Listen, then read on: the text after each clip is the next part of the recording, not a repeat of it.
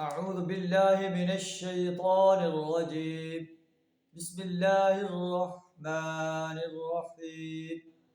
أولم يروا أن الله الذي خلق السماوات والأرض قادر على أن يخلق مثلهم وجعل لهم أجلا لا ريب فيه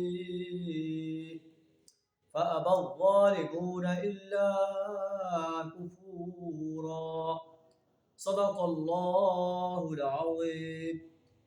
سورہ بنی اسرائیل آیت نمبر 99 آپ کے سامنے تلاوت کی ہے، جس کا ترجمہ کچھ اس طرح ہے: اے نبی صلی اللہ علیہ وسلم، یہ لوگ آپ کو کہتے ہیں کہ جب ہم ہڈیاں ہو جائیں گے، ہماری مٹی مٹی ہو جائے گی، کیا ہمیں دوبارہ زندہ کیا جائے گا؟ کیا یہ دیکھتے نہیں ہیں کہ وہ اللہ جس نے آسمان و زمین کو پیدا کیا ہے، وہ اس جیسے انسانوں کو پیدا نہیں کر سکتا جو 6 فٹ کا انسان ہے؟ وہ اللہ اس کو پیدا کرنے سے عاجز ہے کہ دوبارہ اسے زندگی دے دے، اس کو ختم کر کے دوبارہ زندہ کر دے اور اس سے اس کی زندگی کا حساب لے. اللہ نے ان کے لیے ایک مدت مقرر کر رکھی ہے جس کے آنے میں کوئی شک نہیں. فَأَبَى الظَّالِمُونَ إِلَّا كُفُورًا. لیکن ظالم انسان جو ہے انکار پر ڈٹے ہوئے ہیں.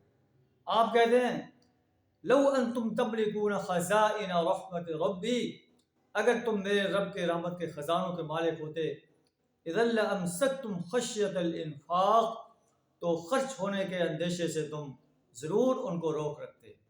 وکان الانسان قتورا، انسان بڑا ہی تنگ دل واقع ہوا ہے. اللہ سے دعا ہے ہمیں یوم حساب پر پختہ یقین رکھنے کی توفیق عطا فرمائے اور یوم حساب کے لیے تیاری کرنے کی توفیق عطا فرمائے.